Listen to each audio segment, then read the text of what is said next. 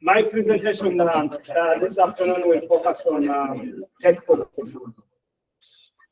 Like many of you might have heard, this is one of the new programs at IEEE Humanitarian Technologies.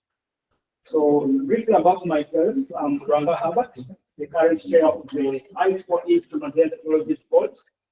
I'm from Uganda, that's where I'm based. In my day-to-day work, I work for a company called Aliyu Limited, as well as an organization, Herbert Foundation. So I will focus my presentation on the Tech for Good program, the program that was definitely designed and brought up for you purposely to definitely engage and involve in implementing those technological solutions for the betterment of humanity. Now, this is a brief highlight of what I will definitely talk about. I'll share the thoughts on the challenge, the Tech for Good challenge, some of the funded and supported projects, and where can we definitely go from now.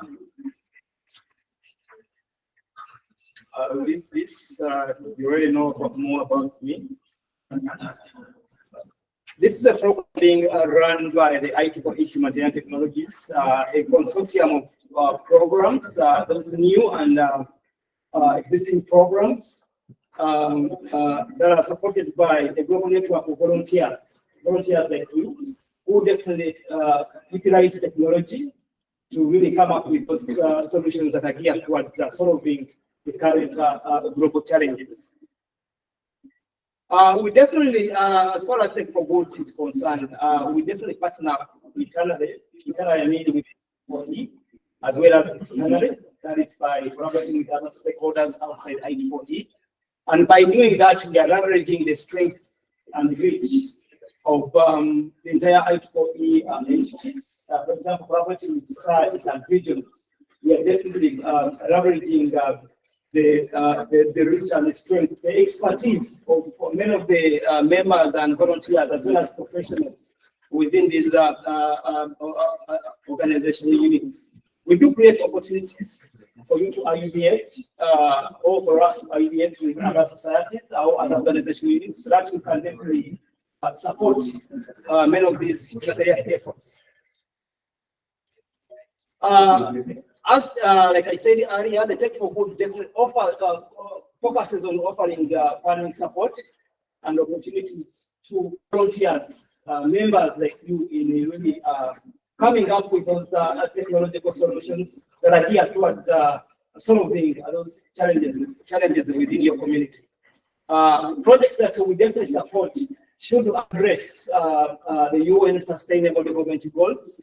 And one of the other conditions that we need to look at as far as really providing you that support, you need to partner with your community.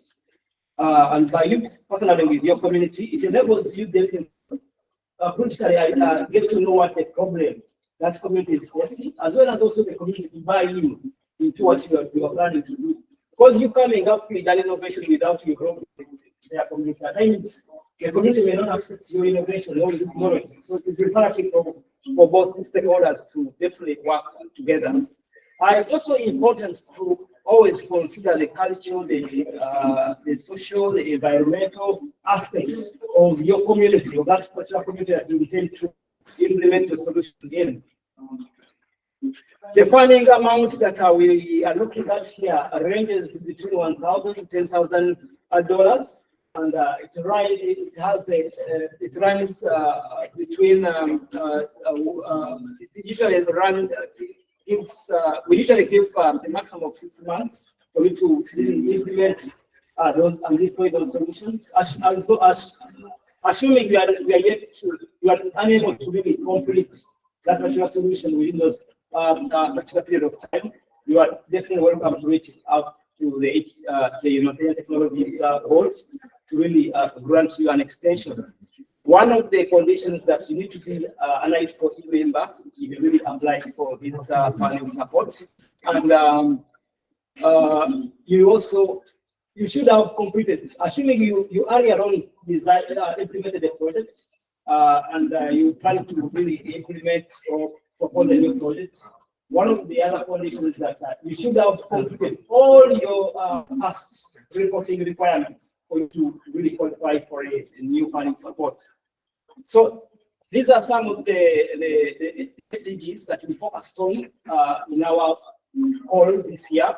We looked at SDG 2, which looks at zero hunger, HDG 6, clean water and sanitation, affordable energy, industrial innovation, and infrastructure. So all projects that you have to put together should have addressed any of these sustainable development goals. So this is some of the data that captures where we have really supported projects: Argentina, Colombia. You will note that many of the projects within Africa, Region 9 and Region 10. We do have very few projects in and the USA. So this is something that we are trying to really think through. What's the point is that? Yeah, this is this year exactly. Yeah, so this is a summary data of the figures of some of the projects and the amounts that we've been able to grant within those particular areas. You note that approximately 42% identity of the applicants were female. So we definitely really encourage you all take part in any of these initiatives. This is one of the supported projects. This is in Nigeria. The project focused on the installation of a solar water powered pump and an overhead water meter tank in one of the villages in Nigeria. For our friends from Nigeria, I'm sure you know about this village. This is another project as well from Nigeria again.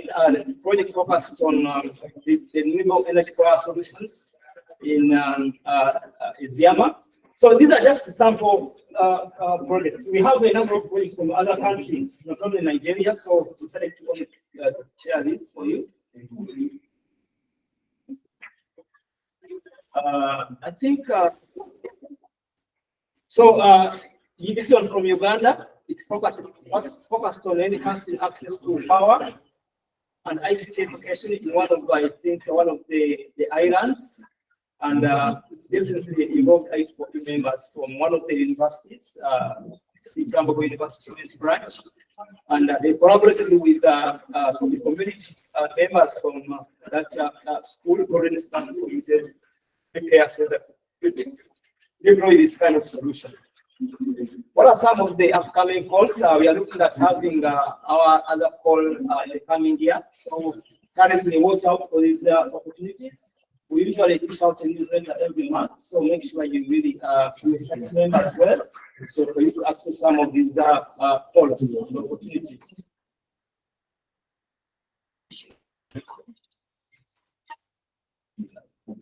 So I think that's all. I'm going to go to the next slide. Yeah.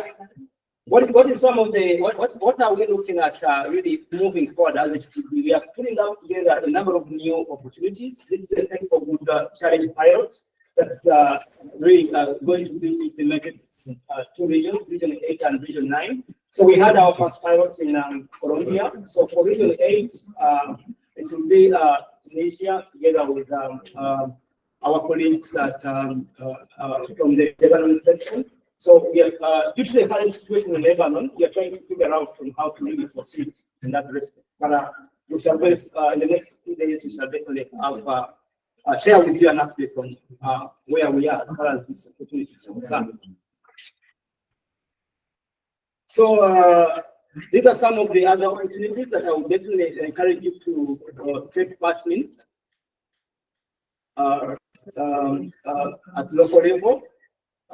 For example, if you are assuming you participate in the upcoming challenge, you need to take part in the training for you to effectively get you how you can implement that particular solution. So this is my last slide. So I encourage you to connect to the site group. Consider as well starting a site group, as well as consider supporting site in form of donations, as well as other programs like EBITS in the IEEE Foundation. So by doing that, we are definitely contributing to the entire humanitarian efforts. So thank you all, and I'm still available. So anyone who wishes to definitely connect with me and get to know how to get me involved, I'm really available. So I will thank you all. Okay, good. So let's start. Good to go. So this is me. Most of you here know me. For those of you that don't know me, you can connect on LinkedIn. We can talk, and you can ask questions. I'm the Senior Vice President of Smart Village. I'm proud to be part of the Humanitarian Activities Committee for Region 8, and also part of HTB Monitoring Committee. So what is Smart Village? It's just like an enterprise incubator that provides its funding for you if you're an entrepreneur. You try to solve community problems. You talk to us in Smart Village. And basically, it started with these three pillars: energy, education, enterprise, but with interest of many other technical society, the energy becomes productive use of technology. So if you have technology that solves community problems, and you have the idea, you have a very good business plan, you can come talk to Smart Village.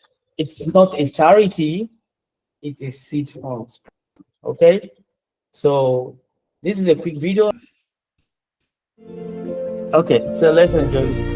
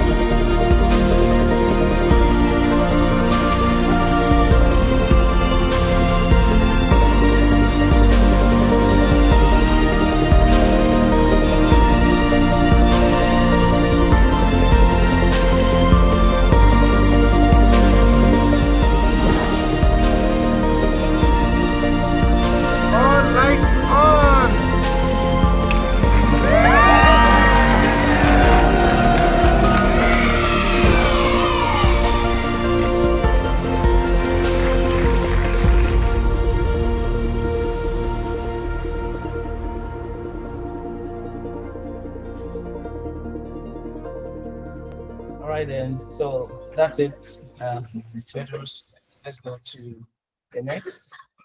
So what is not Smart Village? It's not, it provides its funding, just like you know, it's non-for-profit, and also ensure that the whatever revenue that is developed on those prices actually go back to the community and also used to scale that business. So over the years, you know, Smart Village has mentored over 40 enterprises, 80 enterprises thereabout. So the question is, where the Smart Village get their funds from? From the technical societies and also IEEE Foundation and also donors like you. So the history started way back about 14 years ago, where some visionary went into IT to solve some of the problems by looking at how they can solve the problems of electrification in that community. They came up with the first type of the sun blazer, and they were able to use the model of incubate, develop an education framework for that society. If you visit the website, you see a lot. These are leadership behind this initiative. Myself being the senior vice president, we have Virgin Kapoor and also Mike Wilson, which is the support staff. These are structures, and because of time, we'll have several committees. that if you're interested in telehealth, we have telehealth, and also people that are doing some other thing that has to do with safety, marketing, etc. So this is some of the mandates we have. Every year we gather together in the Power Africa conference, and we can decide to pick any of the swag that fits us, depending on the locations we're going. And we do have something like this. Guess what?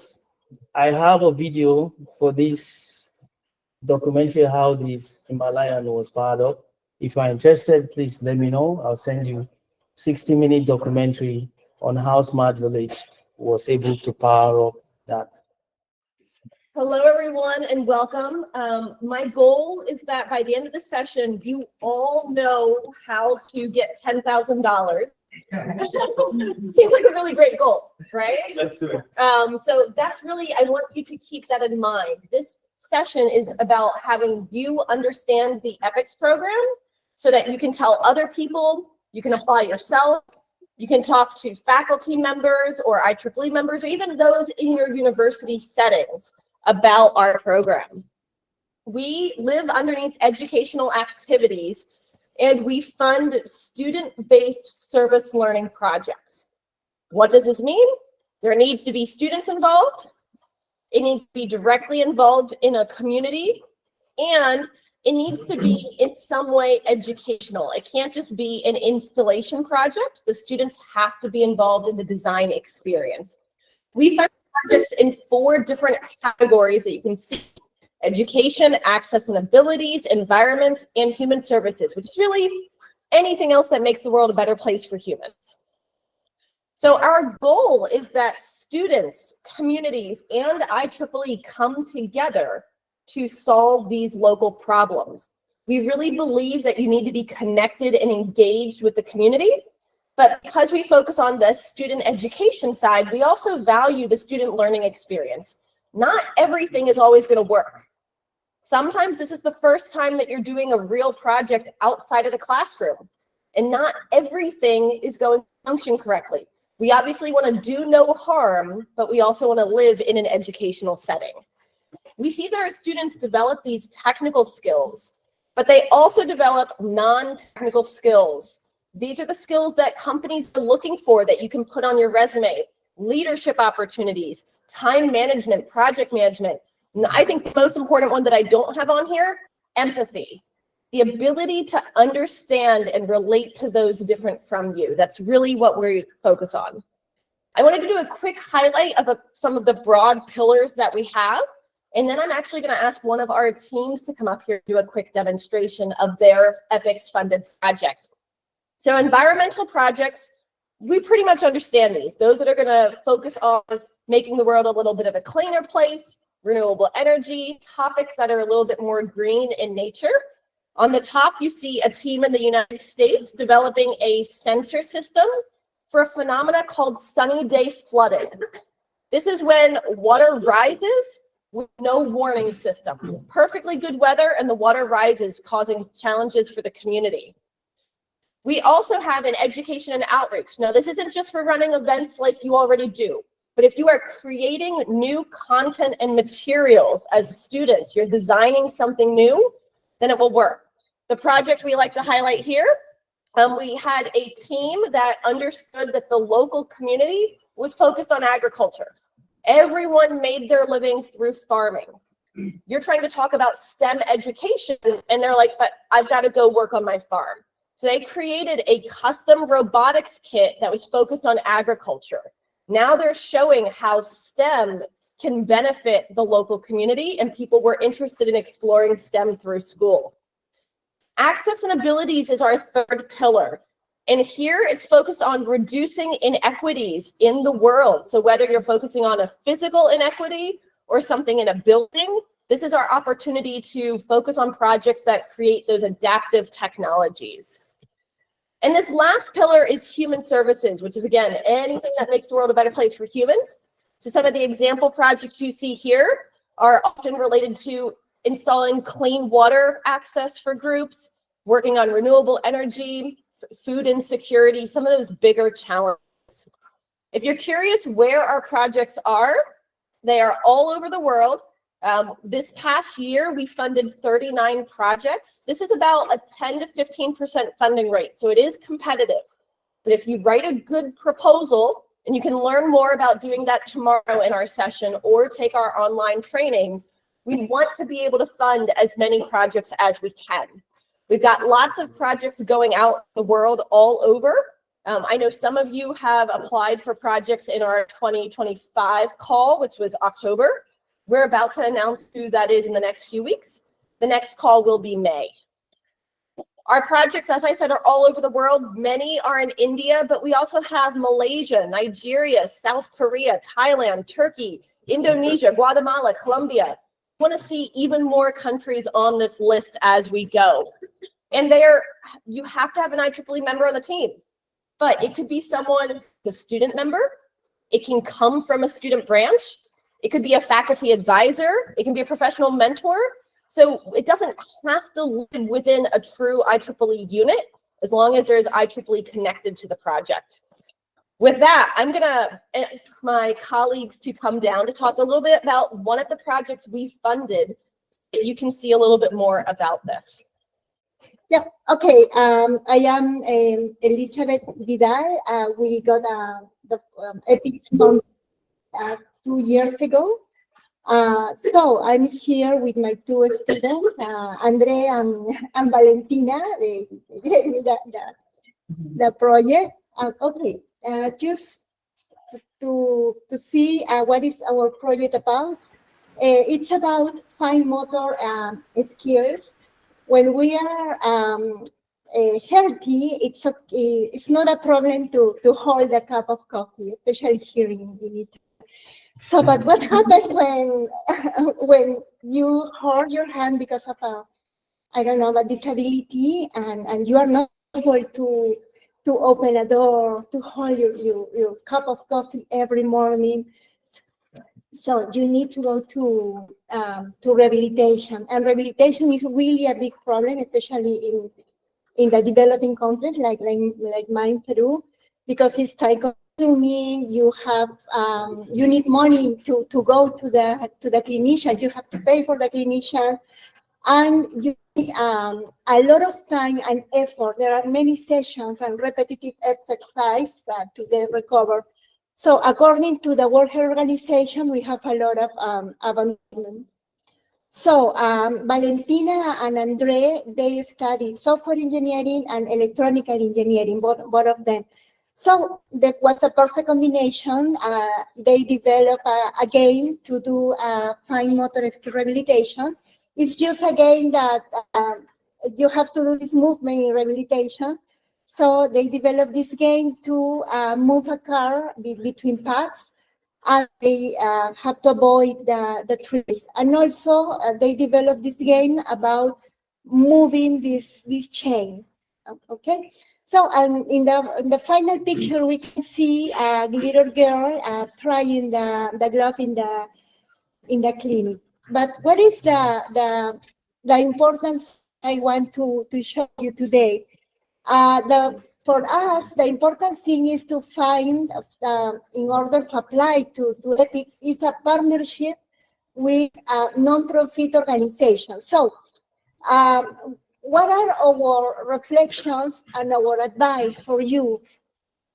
Okay, the first thing, and let me read, please, so I can share what we have learned. First is reflect on your previous experience. Why? Leverage your past experience helps identify strange and potential challenges. This reflection can guide decisions making and ensure that you bring value to the project. So, what previous experience do you have in your university, your team, your students? Because you already know, you already have a know-how. So try to think about what you have done before. Second, observe your community. There are many problems to solve in your community. You only have to pay some attention. The big problem in our community is rehabilitation. It's very, very expensive, and we don't have many clinical physicians in our country, and it's very, very expensive. So after that, you need to talk to the nonprofit organization and tell about the project. And you have to listen actively so you can foster trust and ensure that you really understand that the challenges and what they need. Because you go with an idea and sometimes it's not what you thought. Then it's very, very important because you can find very enthusiastic doctors or clinicians, but you need to talk to the head, to the top guy, because you need sometimes, especially the health area, permissions. You need the head of the institution maybe to talk to the parents to allow them to try. So you need access to the institution. You need permission so the doctor can have some free time to talk to you, and it's very important. Then you need to develop an action plan. It has to be realistic. You have to have very clear milestones, because EPIC has specific timelines to develop all that you write down in your proposal. And finally, you have to collaborate as a team. The teamwork ensures diverse perspectives, skills, and resources come together for more comprehensive solution. So this is Dr. Efren Arias. He was part of the organization. He's the head of the clinicians. And this is another prototype. And in this part, he's comparing the right measure of the sensor with the goniometer. That is how they measure in the rehabilitation process. Because of time, they only measure the first session and the last session. But with the sensor, they have measured every session, and they can have better performance. The project was, we had a pitfall rehabilitation participation scale just to evaluate motivation. So we only have 10 patients, and scale go from 9 to 6, and the results were very, very well. We still have many things to improve in the globe, but we are still working. Already the project is closed, but we are still working with the Clínica San Juan de Dios, that is our partner. Okay, that is what I want to share, Stephanie. Thank you for the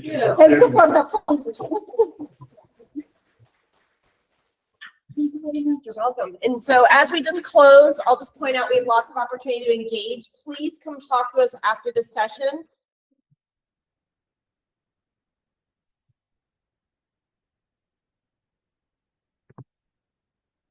Greetings, IHTC Conference, International Humanitarian Technologies Conference.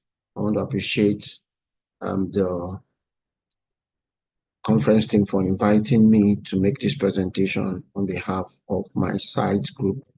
I'm the project lead for the Umuokanne Water Project, phase 1 and phase 2. The phase 1 was in 2023, and the phase 2 was in 2024. The both projects have been completed and commissioned. The Photo SB site group managed the entire project cycle, and that's the project numbers on the screen. The Photo SB site group is an SB site group that is located in the Federal University of Technology, Owerri, here in Imo State, Nigeria, particularly in Owerri City. And the villagers are excited. That's the conclusion of what we have to say about our experience at the village. They're excited.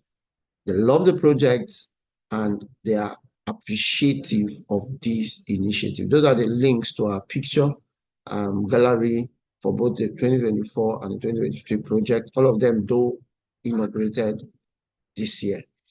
We're talking about the Umuokanne Village. It is a village in Ohaji Ebema local government of Imo State, and it's surrounded by some villages: Abakuru, Obinze, Bikora, and a few others. It has about 1,000 households, or over 1,000 households, and they are predominantly farmers. One of their major needs has always been the need for clean, potable drinking water. It's a major issue in that village and in the neighboring villages. And we picked particular interest in Umuokanne because they are actually very critical. And we're able to come up with our assessments and came up with our proposal. We're lucky to have won the grant for that village, and the villagers are excited. The first grant was in 2023. It was a $5,940 grant, and the second grant was in 2024, which is a $9,900 grant. All of these were judiciously used to implement this project. This is how we started the first project, fabricated the tank stand, we sank the borehole, we built a small plant house where we installed the facility, because at this location was deep in the community farm area where the project was also going to be supporting a farm.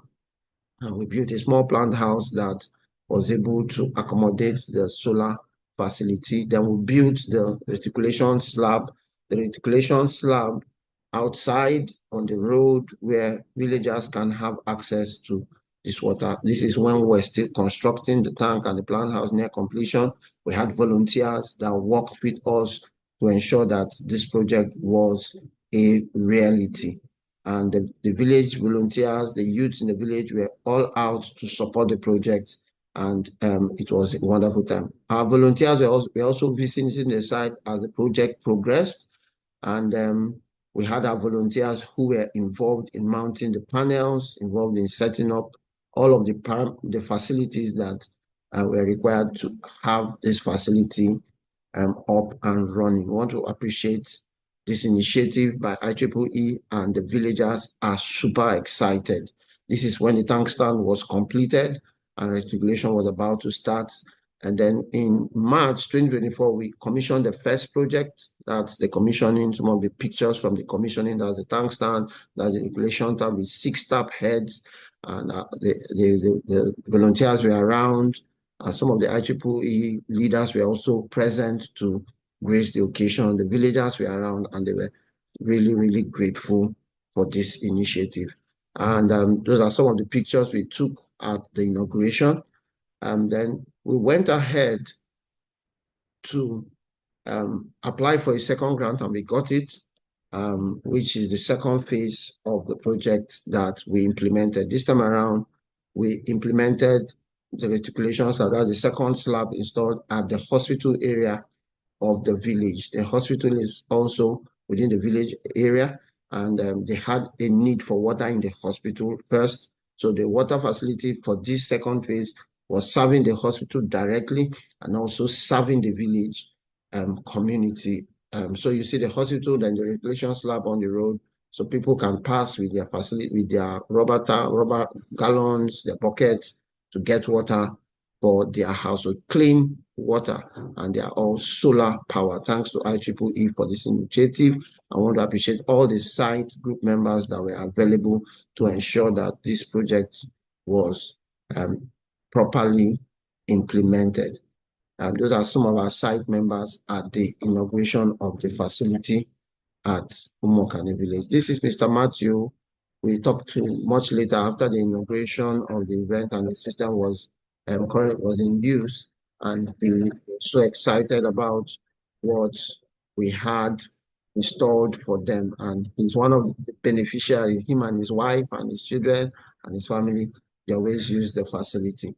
We went further to set up a water quality monitoring system. We were trying to check the quality of water that is being reticulated. This is an ongoing project also. We're able to build the IoT controller, and we set that out, deployed it at the site, and we are gathering data to analyze, and we're going to be building a water quality recommendation system alongside, to also provide some local methods that can be used to get their water even better. This is some of the facilities we took to the village. This is our side group initiative to see how we can also further improve the quality of life of the villagers. We want to appreciate IEEE for this opportunity, and we are super excited as a side group and following up with all of the happenings at the village. We are still visiting the village, we are monitoring our facility there, especially the current research we are doing as a side group to see how their water is doing. And one of the projects we also implemented at our side group is the solar dryer, and that's the picture of the solar dryer that was also commissioned this year. That was the grant won by Chinomso, who is also a member of our side group. This was also completed and commissioned. The villagers use this facility to dry their produce for preservation. Those are some of the pictures that was taken at the solar dryer commissioning event. We want to thank IEEE for this opportunity, and we thank you all for giving us this project within our community to support our community members. They are super excited and they are very, very grateful. Thank you for your time and have a great conference ahead. Good afternoon, guys. I was a bit scared for a second, yeah. So you do not want to be a speaker and the room is not responding. So my name is Mercy Sheila Otuko. I'm from IEEE Kenya section. I am the publicity lead for Site Kenya. So this is actually what I'm supposed to be doing technically. So just publicizing what we do as a section. Yes, so I am the one who made these slides. So please be on the lookout for my photos. You know, that's the advantage of making the slides. You can put yourself in all the slides if you want to. Yes, so I had to start with this in case time runs out. So I just had to take time on this to show off that we actually won the Outstanding Section Site Group Award for 2023. Please clap for us. Yeah, so this had to be on the first slides while I still had time, so like I wouldn't rush through it. Yes, and then so yes, I'm there over there on the top corner. So we did actually win the Site Hackathon 2023 last year. We had 3 teams from Kenya section made it to the finals, and the winning team, which was my team again. So it was a nice experience to have been part of this, just to share some of the highlights of our achievement section. And this is our executive committee at the moment. So we do have okay, Lavender is no longer part of the Region 8 coordinator, but she was earlier on the beginning of the year when we were making this. So yes, and this is the rest of the team that I am proudly representing here today. And yeah, of course, that is me again down there. Yes. So this is what we have at Site Kenya. We have 109 members currently. I'm sure you have seen that picture in so many of Herbert's slides. So it's originally from Kenya, just so, again, you can clap for us for, for taking good photos. Yes, so for taking good photos that can be used in site publicity. And so far we have implemented 11 projects in the last 4 years. And we do have quarterly community events. And we also have 4 student branch chapters, site student branch chapters. Yes, over the various student branches in the country. So just to give you guys an overview of some of the projects that we have done, and ultimately some of the lessons that we learned from these projects. So so some of these projects are currently ongoing. They were funded by Site HTB. It was HTB at the time before it rebranded to Tech for Good. So we have these projects that I have listed here. So Obare Clean Water is for supplying water to a community. You'll see some of the images from that. Ngamo Solar Afya is actually a project that is being run by my student branch. So I was one of the applicants for that. Then we have Kakuma, Connecting the Unconnected, which is actually a unique project from Kenya section because we're actually supplying internet connection to a refugee camp. You'll also see some photos. We have Angaza Tumaini Solar Project, installing solar panels in a children's home. Kisima Jangwani project. It has actually been done in several phases, and we're currently doing in the 3rd phase of supplying clean water to a community in Kenya. Then Empowered for Solar, again, another project for solar that is actually for students supplying solar panels to schools. And then we have the Smart Kibanda, which is again is a unique project that was made by EPICS, and we were actually building a Kibanda is is a store, okay, is a shop, a small shop for the local people in Kenya. So we were actually building these stores to be able to enable the women who are doing some of the groceries and so on to just keep them fresh. Then we had Elimu Step, which was actually done during COVID to help students to clean their hands at that time. Yes, so these are the recently funded projects that we have from this year. We had from Tech for Good, again, another water project. From Tech for Good, Kakuma Connecting the Unconnected, and then from EPICS, solar water purification and real-time monitoring. Yes, so these are some of the projects. So again, that's me down there. I was taking some, pretending to take some measurements just so I could be taking the photo when I was. So, and this is the place where we are actually installing the solar panels. And then this one is for the Obaro Clean Water Project. So some of the photos, it's still ongoing. They have just done the site visits and they're currently running it through it. This one is the one for installing the internet in a refugee camp in Turkana in Kenya, and just some pictorials for that. And then this is the Kisima Jangwani project. Again, that's me right there next to the tap.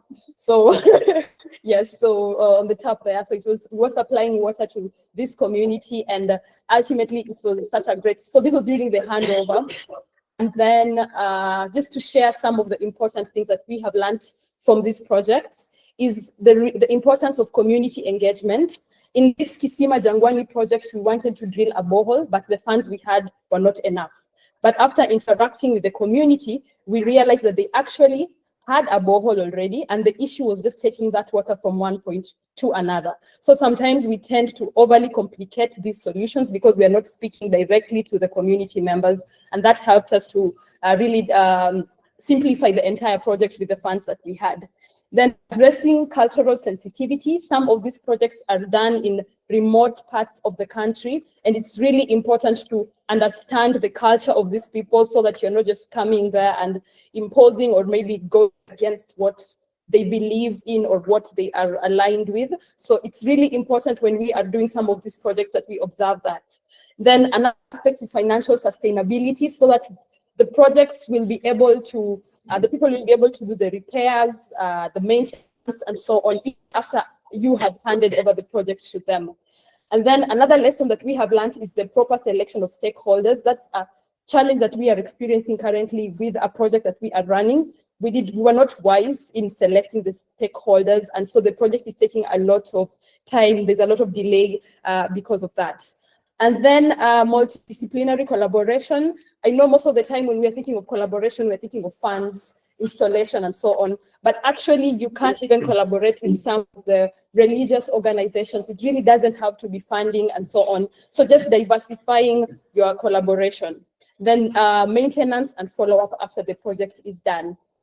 So I think I have already mentioned most of this. Another thing is just proper capacity building and training for applicants, especially that's what we are doing a lot in Kenya section, which is why we have so many running projects, because the applicants are really aware of how they should apply this, and which is why we have also a high acceptance rate. Then another important thing is documentation of these projects and knowledge sharing. So I was glad when I saw Abdul when he said he had the documentary. So if we have more of these projects on YouTube and so on, so that we can have so many people reviewing this project. And that note, you can actually check out IEEE Site Kenya YouTube, the one who manages it. So subscribe to our YouTube channel. Yes. And then I'd like to invite you all. We will be, okay, again, that's me in the pink blazer. So I'd like to invite you all to the Humanitarian Technologies Workshop, which will be happening. The dates are tentative, but it will be next year in Nairobi, Kenya. And the aim is to actually empower people to not just think of solar-based projects and so on, but to actually diversify and think of more projects, because there is a lot. I was speaking to Herbert the other day, and he was actually saying we could do on biogas and so on. So just to diversify it all. Yes, and so this is what we are currently doing as a section, and we look forward to interacting with all other sections and collaborating with all of you. Thank you.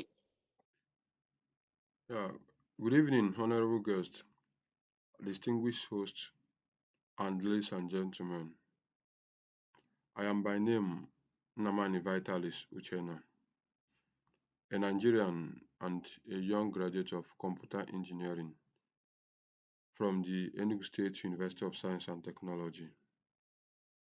I left Nigeria for Ghana, and as one big family, I have joined the IEEE Ghana section. Once again, I welcome all of us to the 2024 IEEE Region 8 Humanitarian Activities Congress in Bari, Italy. I'm supposed to be present in person, but for some reason, I couldn't make it. Please, my sincere apologies for that. So, in this session on humanitarian project opportunities and successfully implemented projects, I am thrilled to share with us one of our successfully completed humanitarian projects tagged Enhancing Digital Technologies in Umuoghara in order to boost economic activities.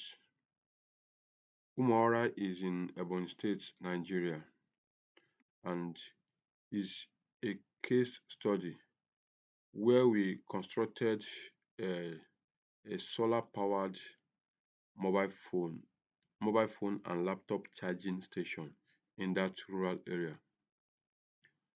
So, firstly, we identified a communal problem. We took overview of the problem and turned it into a project. We also applied through IEEE site. We got our approval.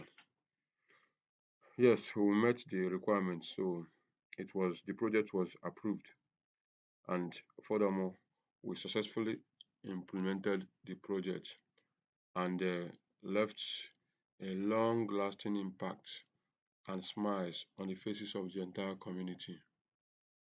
So, in our identified problem, we discovered that the people of Umuoghara community are having frequent power outage due to poor grid infrastructure in the area, and our objective becomes to construct a solar-powered charging station for mobile phones and laptops to boost digital access and economic activities.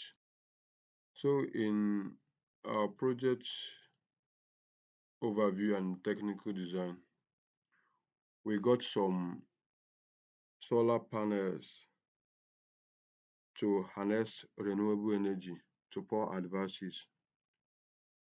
We also got some batteries to save up energy for all-round use. I mean, that is during the nighttime, cloudy periods, and what have you. We also procured some multiple charging outlets to accommodate our gadget charging. As you can see, this is some photos speak of our projects. Now to the implementation process. In the implementation phase, we engage the youth leaders and the community stakeholders to plan, manage, and maintain the system. However, we encountered a slight problem of educating the community on the proper use of the system to ensure sustainability. Now, the project impact. The project impacts are enormous, which includes the economic benefits like eliminating long trips whereby villagers move far away in order to access charging service. Then also the social impact and sustainability. So, in conclusion, the project demonstrated how digital technology was used to improve the quality of life in that rural area. By leveraging IEEE site, the people now enjoys reliable access to electricity for charging their gadgets, empowering students and boosting the local economic activities. By this project, I I expressly state that IEEE is my new religion. Yes, humanity first, and I strongly advocate for more projects like this to bridge the digital divide. Thank you so much, and I wish all of us a fruitful and a long-lasting impact, even as we undergo this noble cause. Thank you so much. Okay, the idea, thanks again for the opportunity to talk here. Really, I'm really glad to know about the project carried out in Peru because I'm from Argentina, and we have we have a lot of work to do probably in the future. And thanks, Stephanie, for information provided. I have information for ethics here, but your information is really very helpful to me. Today morning, I presented the activities doing by the Humanitarian Activities Committee in Region 9 that we're offering to our members, our volunteers. Now I will present some projects that were carried out by our volunteers in the local communities. So the idea is to show about the HTAC project, the EPICS Smart Village, and also the MOVE initiative. My idea is to show some project, probably the main project, some statistics for the project. This is I'm trying to summarize. It's not running the clock. It's okay. I have a clock. Okay, no worries. Oh, thank you. Okay, just to summarize, just all with you, this is some information about our region. We have 34 sections, but just 15 site groups in Region 9. But we have a problem. Not all the groups are active. Really, we have, if you can see on the right, we have 3 very active groups, and the other, we have a problem. It's not easy to contact. When I to your analytics, I'm trying to identify who is the volunteer who is leading the activities, and there are a lot of sections with vacant position. There is no volunteer appointment, so it's a problem for us. We're trying to contact, it's not easy. But Ecuador, Peru, and Colombia, they are strong, they're very active. In fact, Stephanie showed that Colombia have applied for 4 EPICS projects this year. I will show to you that Ecuador also have applied 1 project this year, and they have applied also for the Take for Good projects. We also have a 37 student branch site group, site affinity group, but probably and a half really are active. And that's the problem that I mentioned today morning. It's not easy to contact the volunteers because there are no volunteers appointed in the UE analytics. So it's not easy to contact them. But the good notice is that our volunteers are applying to the HTV projects. This is information about the projects. This is a dashboard that the HTV provides us. I can see that in the last 4 years, it's not included, the current year, it's not included, but you can see that a total of 25 events were completed. Probably you know that the Take for Good is a new program. In the past, it's called the HTAC event and HTAC project. Do you know or do you remember? In the past, the Take for Good was called the HTAC event and HTAC project.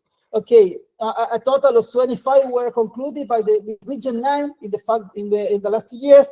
2 was not completed. We have some delay with this project. We need to talk, trying to solve why this project are not concluded. And there are another 13 open. These statistics are from August of this year. So there are 13 projects. This is the project. This is very important information that showed to the region because how many applications, how many volunteers have applied, and how many projects were approved. Lwanga showed that this year 7 projects were approved for Region 9. This is very good for me because I do not have this information. Theory is very, very helpful to me. Okay. Talking about, this is all information that's not good. Seven projects were this year and a total of 5 last year. And now I will introduce, as I mentioned, we're focused not only on the Tech for Good or HAC project, but even we're also promoting the EPIC Smart Village and MOVE. So I will introduce some information about the project developed in our in Region 9. Abdullah mentioned, I'm not sure, one of the problems that I have is that I am not sure about all the projects that were approved in Region 9. Why? Because Smart Village contact directly with the applicant and send to EPICS, and the Humanitarian Activities Committee is not in the middle. So we're trying to get information, trying to contact Mario de la Osa. Mario de la Osa is the chair of the Smart Village in Region 9. I think that Pedro is the EPICS in Region 9. I was in contact with Pedro also. There are a total of 7 projects approved in Region 9 in the last 5 years. Really, I have no information about all the projects. This project is from Chile. It's sent to Argentina. Rodrigo Palma is a friend who is part of this project. They are using the photovoltaic panels to combine in agriculture production with electricity generation in some region of Chile where there is not raining all the year, really. A total of $25,000 were approved for this project, but the project is for $50,000. So the other need to be get for another source. Okay, this is another project for Smart Village in Guatemala. This is a problem because we do not know about the climate, the weather in the future. But Guatemala have a dry season and a rainy season. A dry season and a rainy season.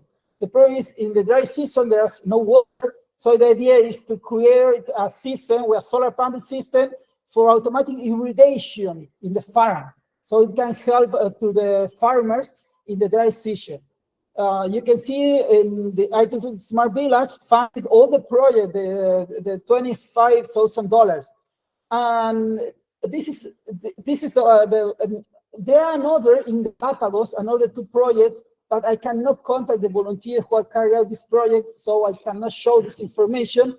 But I was in contact with Guillermo. Guillermo have applied to the Smart Village, and he get $200,000 for this project. It's very, very important projects.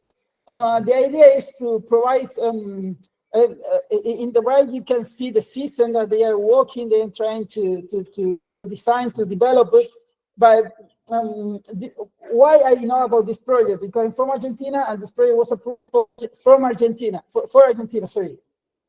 So the project provide access to the idea is also to use photovoltaic panels to provide electricity to some communities that do not have access to the electricity, and also water to the families. Not sure. I have a video here about this project. Let me see if it, probably the introduction is in Spanish, but just a few seconds.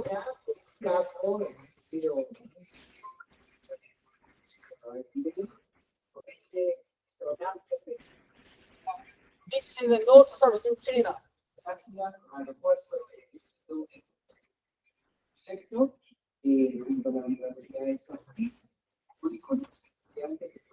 No word for introduction in Spanish. Now it's the most important.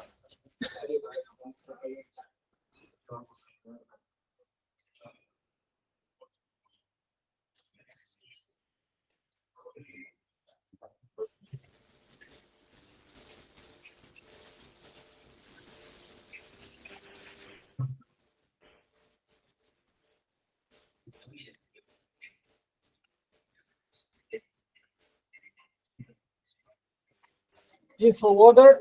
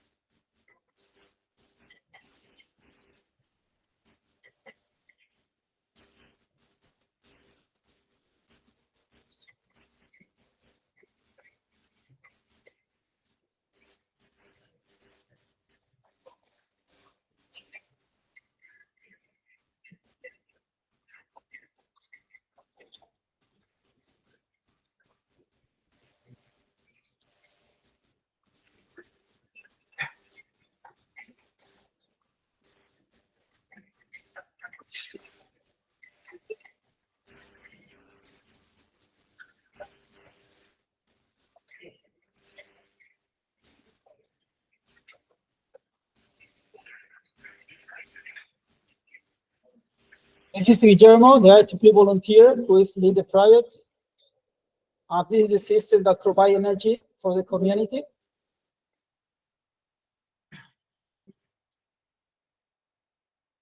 Really, okay. I'll just mention, I need to continue because I have just 2 minutes. Okay, let me comment about this project. It has in the second or third step. It's $200,000, and it's need to be complete in 2 years or 3 years. I'm not sure. I have the schedule, but I cannot show really. I forget to add to the slide. But what's more important thing for the village is that when the project concludes by IEEE, the project needs to continue without the participation of the IEEE. So it's very, very important. Okay, it is about Smart Village projects carried out in Region 9. I will introduce some information about the epics. We carried out webinar with Pedro Whiteman last July 15. Why? Because our idea is to promote the program, trying that our members apply to the programs. I do not have information about all the program that was approved by Region 9, but probably I need to talk with Stephanie. Why? Because we're trying to give visibility to the projects. Stephanie mentioned that, I see on the table that 7 projects were approved for Region 9, but our volunteers, our member Region 9, do not know about it. So probably I can try to contact these the volunteers who are leading this project, inviting to organize a webinar and trying to show to all our members what we are doing in the region. Really, it's very important to give visibility to the projects. Okay, you can see, as Stephanie mentioned when introduced, okay, I have $10,000 for you. Yeah, that's real. You can see what's the amount that was funded almost the program. Okay, this is another from this year. It's very good that there are 7. I just know about 3 projects. And I have another video, but I have out of time, so it's not important really, because I wish to talk about MOVE also. I mentioned that the MOVE initiative was developed in Puerto Rico. The modular kit includes a power generation, a power storage, device charging, and radio communication. This is the modular kit that you can receive if you apply to the program. But this is for disaster. If you cannot some natural disaster in your country, it's not easy to apply or to get it, because the MOVE initiative is trying to promote to apply the program in some countries with natural disaster. Just to finish, this is a volunteer who have worked on MOVE in Puerto Rico with the Hurricane Maria. They have implemented the system. This is still function. They have an office also. Really have a strong presence. And which is the next step? In Region 9, we're trying to identify which are the countries who need the kits for natural disaster. So this is a table we're working over with the section chair of this council, really, of section, trying to identify which is the best to receive the kits. Okay, thank you so much. Apologize. And my name is Miriam Cunningham. I'm based in Ireland. So I am a technology and innovation expert who has been working with government organizations, industry, research and education in Africa for more than 25 years. I've specialized in policy analysis, research capacity building, and implementing appropriate technology in resource-constrained environments. So when we look at this whole domain, you need to put in a wider context. So while it's good that you're interested in doing projects, when you do the project, the most important thing is that you have had an impact and you've done something useful to you and useful to the beneficiary community, but you need to be able to put in a context that you can share those results. So this has been a major problem for ICT for development globally. The projects aren't either shared, or if they are shared, it's not done in the context of what we have learned and what are the challenges we faced, and how do we learn from that. So if we look at the global context, so when we look at global development, we're not looking at a difference between developing and developed countries. In every region of the world, there is a scope for development. So when you look at the interventions you wish to do, you're looking at what is relevant within the context that you live in. So if you live in a city in Ireland, we have deprived and underserved communities. If you live in Nairobi, you have deprived and underserved communities. What those communities need depends on the context and the level of development of that ecosystem. So if you look at Kenya as a country, what's relevant in one part of Kenya or even one part of Nairobi to another part of Nairobi or Kenya is different. So it's context specific. So when you look at the context that you want to work in, this is what we call global development. So in order to be able to share the results of your intervention, you need to be able to put it in a context of methodologies. So ultimately, as an output of your project, you should have the desire and the capacity to be able to publish a paper. So whether you publish the paper in a scientific conference or whether you publish the paper as a white paper, so something that informs your community and your section and your context, it doesn't matter. You need to be able to explain the context within which you did the work. So initially, I'm going to go through some methodologies that you can consider. A lot of this is common sense. You're doing it anyway, but you may not know the correct terms to use when you're writing a paper.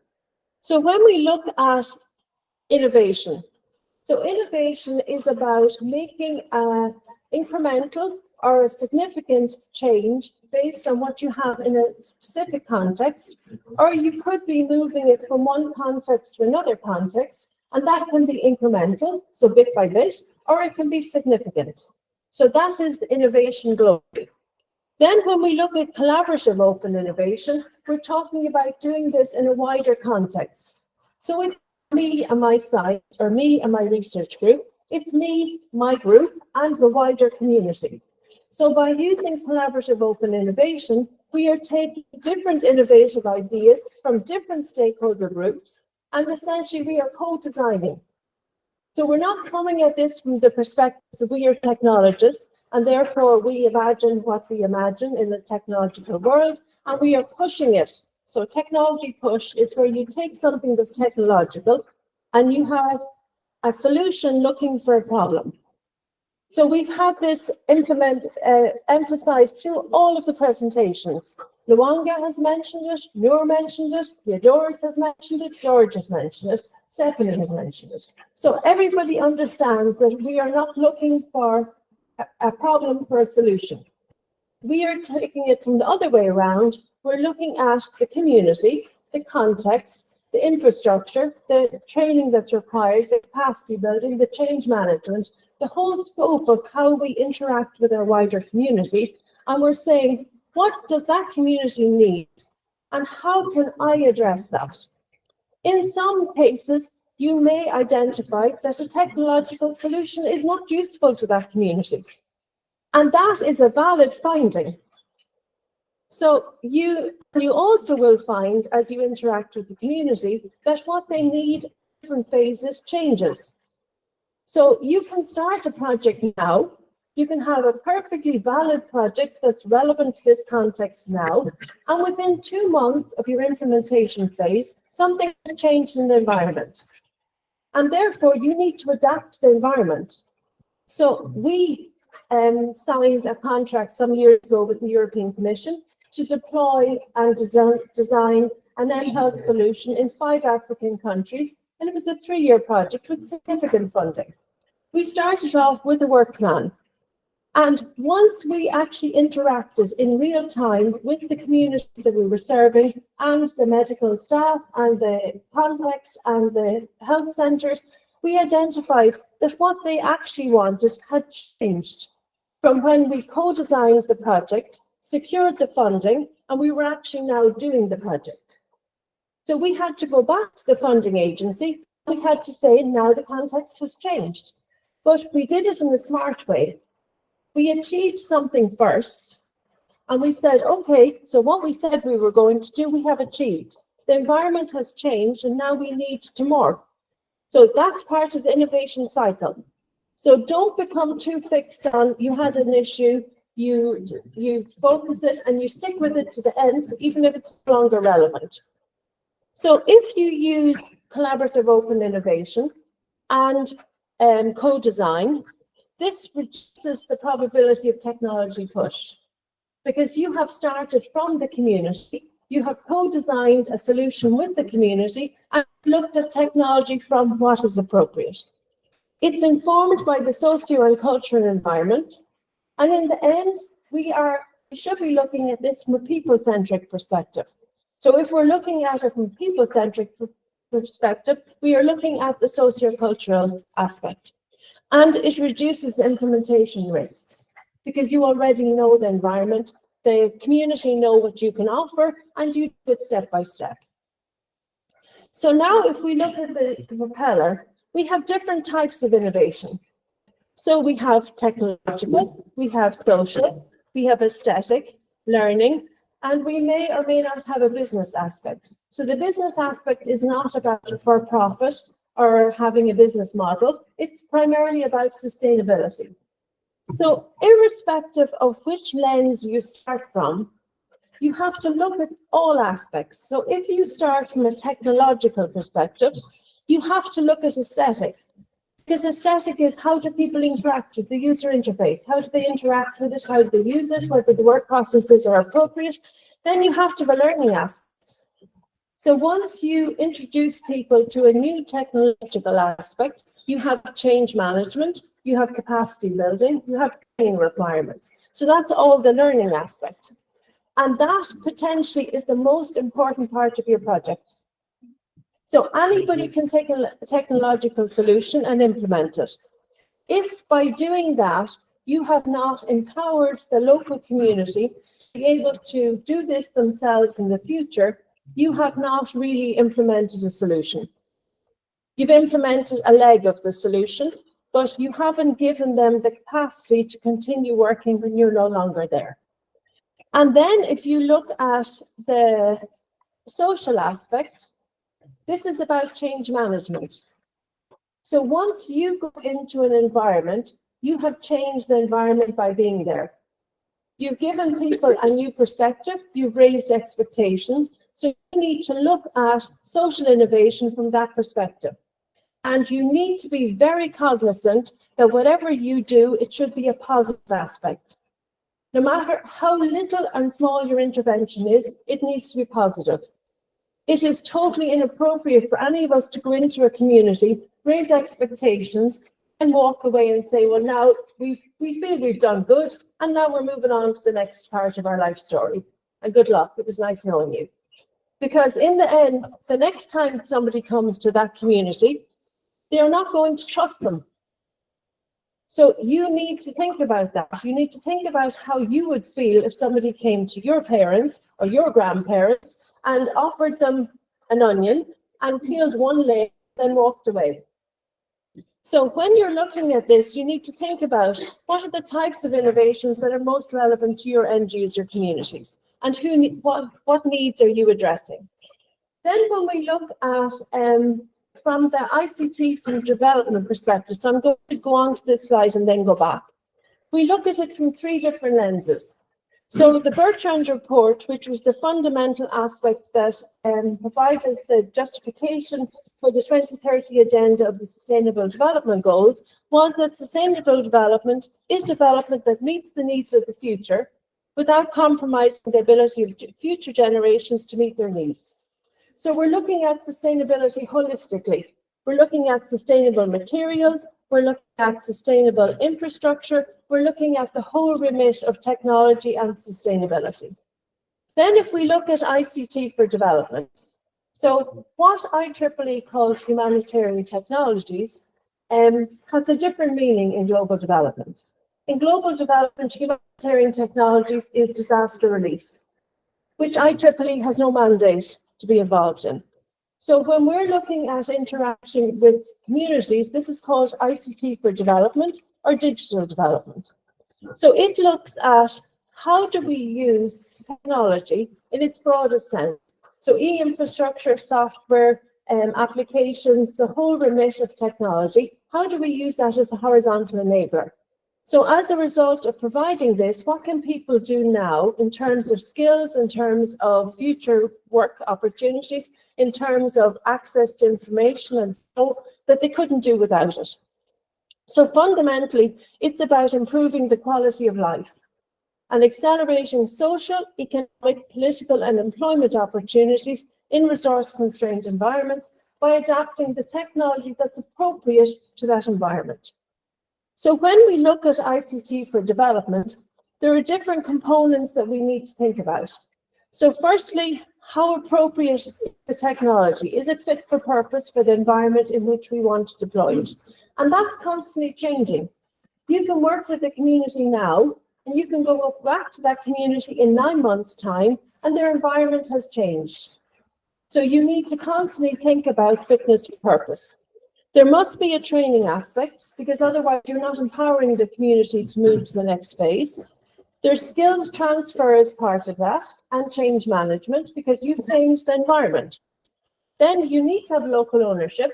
If in the end the community do not believe this is their project, that community doesn't have legs. It has no sustainability when you walk out the door. So in the end, because you've co-designed the intervention with the community, it's their project. You are simply facilitating them to reach their requirements. And then sustainability and potentially employment creation. So if I give you an example of a living lab. So a living lab is where you have done something in real life with the real community. So it's action research. And in South Africa, all of the institutions have a requirement from the government that they interact with communities. It's part of their rationale for government funding. So University of Fort Hare, which is in a deprived part of South Africa, more than 10 years ago, they launched a living lab with Sekela environment.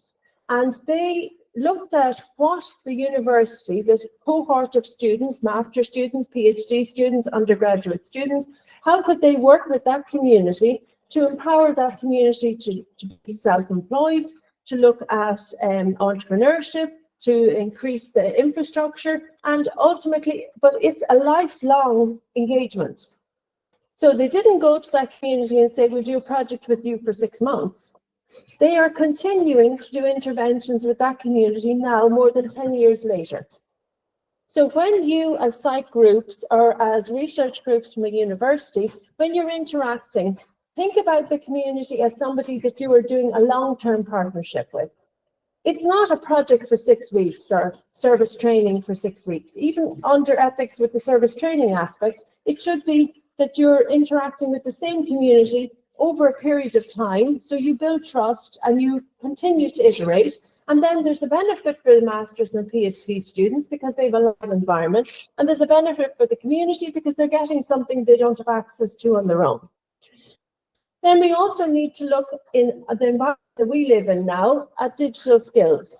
And this means something different depending on the environment and depending on the demographics and depending on age and depending on gender. So you need to look at what your project can provide in terms of digital skills that's appropriate to this community. So now if we go back, when the government put the Millennium Development Goals in place, that was a game changer in global development.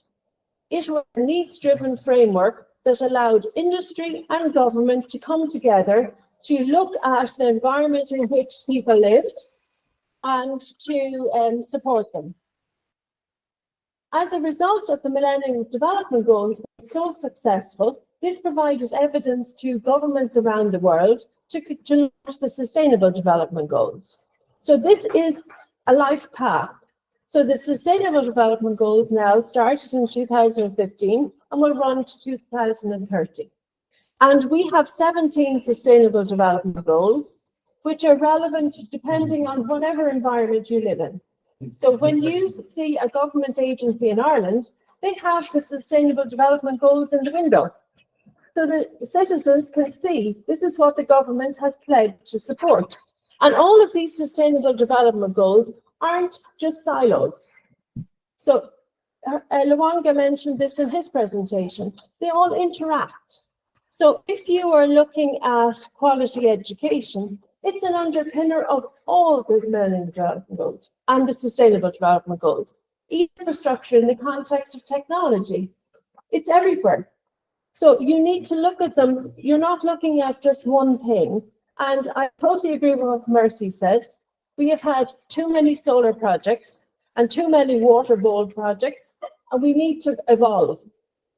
But so when you look at what you could do with the community, if you believe that there's an energy component, the energy part is the enabler. It's the infrastructure. But what is the purpose of having the energy component if you are not somehow changing the skills and the capacity in that environment? So it's just the underlying part. It's not the project. The project is what do you do after you have the infrastructure. So when we look at community engagement, we are looking at a people-centered approach. So people first, technology second. And when we look at engagement with disadvantaged and resource-constrained communities, think about, in your context, who are those local communities? So that's different. In every city, in every aspect of the world, what a local community means is different. So you have to be able to verbalize to people external to your own head, what does a local community mean for you? And then when you engage with the local community, you have different types of people that you need to interact with. So if you're dealing with a community in Nigeria, you have a community leader. And that is the person that you need authorization from to go into that community. You can't just walk in and say, here I am, I'm wonderful, I want to do good, I'm great, and let's start a project. You actually have to buy in from the community, and you have to have a rationale for being there. So you need to identify who is the gatekeeper, the community leader, and the champion for your project. And this is part of the co-design process, identifying these people. You need to be able to articulate with the community what is the benefit of doing this. What are the roles of the different stakeholders? And ultimately, as people, we need a trust relationship. If I don't trust you, I can't work with you in the long term. So you need to think about that when you're engaging with the community. They need to trust you.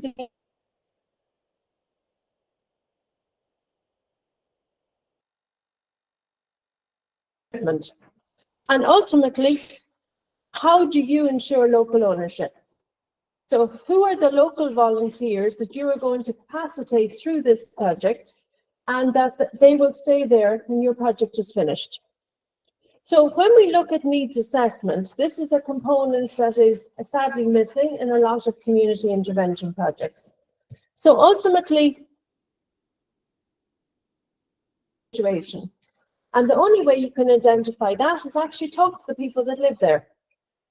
So by engaging with the stakeholders that live locally, you will work with them to identify what is the unique situation that you're addressing. And then at the planning stage, you need to have a clear purpose to the assessment. So going through the motions of doing an assessment without a focus is pretty pointless for you and pretty pointless for the people you're interacting with. So you need to think about, what do you need to know and what do you already know? And we also need to think about how you interact with people. So the question format is very important. There is no point in you spending time asking people questions that you already know the answer to, or that you've collected already. You need to be very focused. What do you need to know, and what is the appropriate way to ask that question without putting a bias? So when we do research, and if you go through a master's process in the future, you're very much trained on what is research bias. So that is about how you ask the question, that you're not preempting, you're not telling the person subliminally what answer you want to hear. Because that is a problem when you interact with underprivileged communities. They may believe that you want to hear what you want to hear. And while maybe you do, at least for the purpose of doing a project, you need to hear what they want to tell you. So you need to be very careful about bias, and you also need to test the questions. So go through the questions you're going to ask with somebody else and see do the questions make sense. Are they appropriate? Then when you're doing the data collection, what is the most appropriate way of doing this and how are you going to do it? And then ultimately, what's important is the data analysis. So what needs did you identify? What does it tell you about the current state of play? How can this be addressed through technological innovation? What is the proposed technological innovation that's cost effective and effectively addresses these needs? Is the technological focus well aligned? So no matter what type of funding you apply for, whether it's to an embassy in your city that want to do something, so in Africa, for example, Finland, Sweden, France, those embassies fund interventions in those countries. So if you apply to an embassy, you need to look at what do they want to fund. So Sweden, for example, and Finland, they have specific pillars that they're allowed to fund, and they're not allowed to fund anything further because that's what their government has given them authorization to fund. So when you look at the different types of instruments that you want to collect funding from, you need to look at, is your idea actually relevant to that, or do you need to look for a different funding mechanism? And then what capacities are required to implement the project?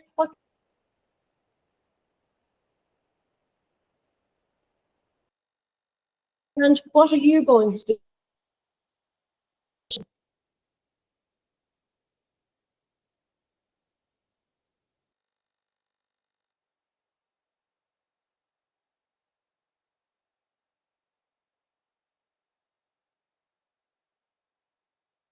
We were here and we guessed there, or we went there. It was, you know, you have to be able to say where you started from to be able to assess where you got to.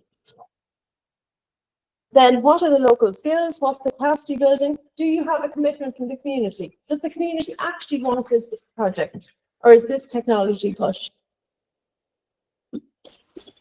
And then in terms of informing a compelling proposal, as a result of this needs assessment, you need to be able to have a clear statement of the underlying problems, the target beneficiary community, what needs are being addressed and how is the technological focus appropriate, and what is the percentage of the local community that you're going to impact on.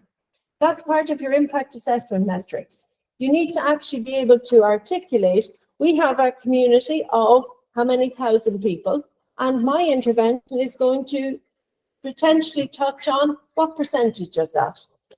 And I would suggest you're realistic. Then from ethics research perspective, so this is standard for every master's student.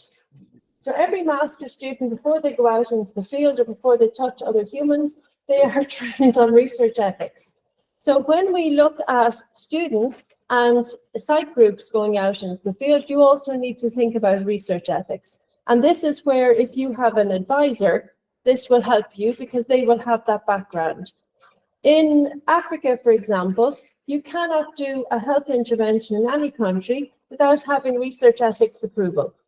So whether that's institutional research ethics approval or whether it's through a national council, it's a requirement.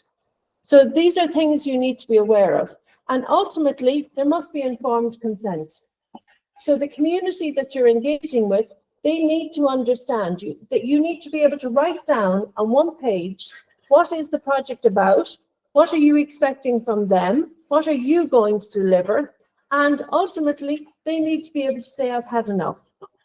So they need to be able to walk away and say, I'm not interested in this any further. And ultimately, we cannot engage with children because children cannot provide informed consent. So if you're engaging with children, you must have written approval from a guardian or some mechanism.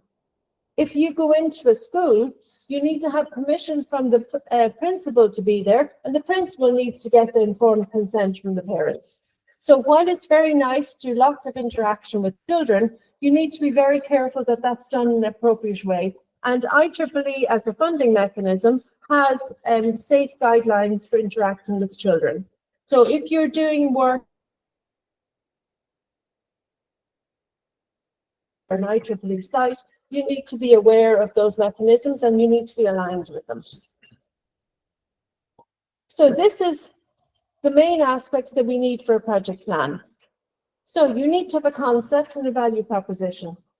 What are you going to achieve by virtue of doing this intervention? Who are your volunteers? So the volunteers can be the target community, they could be the site members, they could be people from a university, they could be an NGO that's already doing work in this field, and you're bringing the technological aspect, but they have the existing community. And ultimately, it's the community themselves. Then in terms of expertise, you need to be able to document the skills that already exist.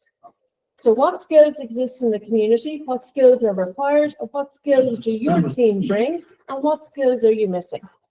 And then in terms of landscape analysis, you need to be able to articulate, has something like this been done before?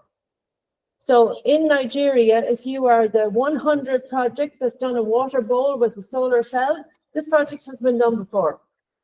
So what is different about your project, and what have you learned from the previous projects that you're not reinventing the wheel? And then what are the strengths and weaknesses of these other projects, and how does this proposal build on them and complement what exists? So this is basic logic for any project, regardless of how you're going to look for funding. So you need to be able to list the activities foreseen. You need to be able to identify the interdependency. So this runs from this time to this time. So think of a Gantt chart. And as a result of that finishing, you have an interdependency with the next part of the project, and how do you manage that risk? Then you group them into coherent work packages.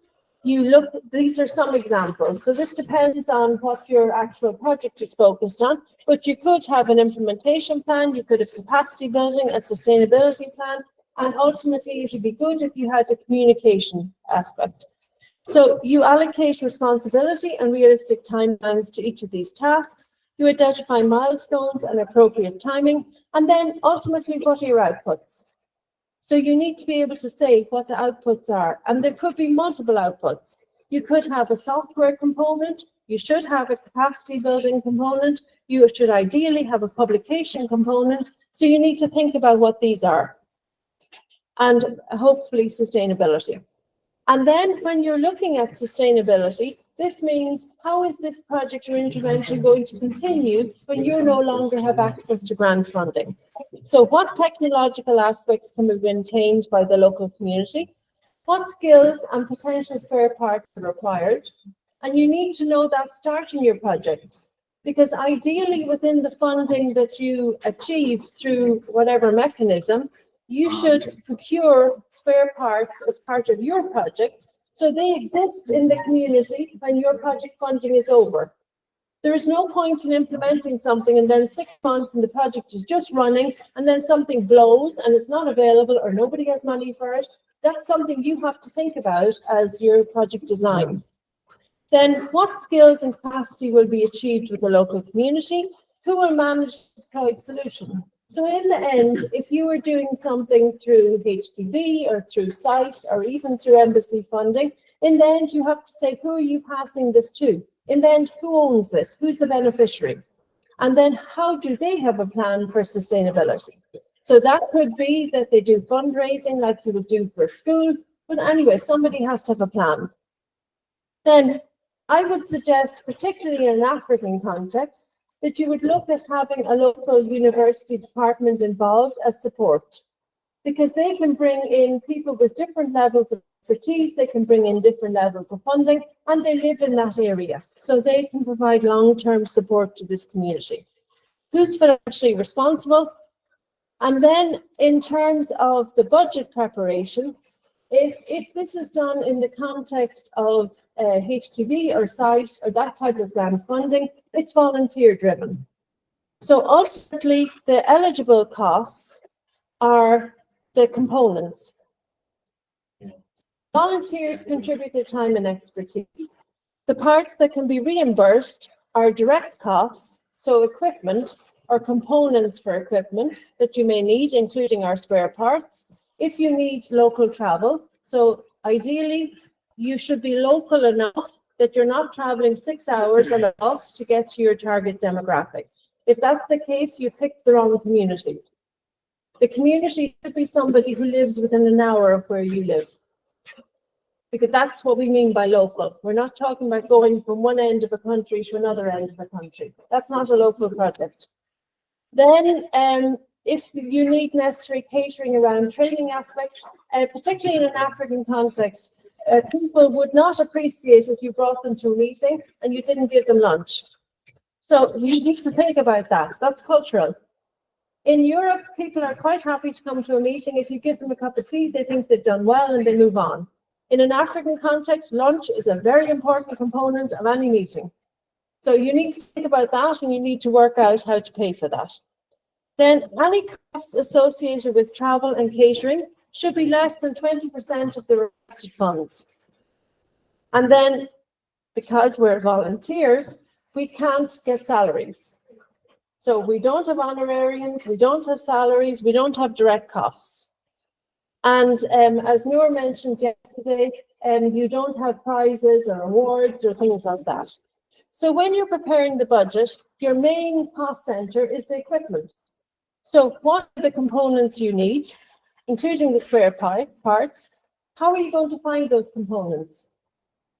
So if there's something that requires importation from another country, you can pretty much forget about it. Years ago, we tried to import equipment to Ethiopia. When we got the funding initially, it was okay. We were doing volunteer work with health centers, and at that point, the government were willing to provide import duty waivers because you were doing something in health. By the time we had secured the funding and secured the solar cells in Kenya, the situation had changed. So now the government, to provide that solar cell to a government health center, the government wants to charge 25% duty. Because now those solar cells were available for sale in Ethiopia at a 50% premium to what we could buy them in Kenya. So these are all aspects you need to think about. So if you need equipment, as other presenters have mentioned numerous times, look at what's available locally, what does it cost locally, and will it be available in 6 months' time? Then, yeah. How far do we have? I'm finished. Yeah. So then obviously you secure multiple quotes. Because if you come to a service provider and you say, I have a grant funding, you're going to get the grant funding quote. How much do you have? Yeah. We got a special deal for you. Yeah. I get 10% more than your budget. Yeah. So think about real life, right? Just because you're doing good doesn't mean that everybody you're working with doesn't need to profit off you doing good. Then obviously local travel, capacity building.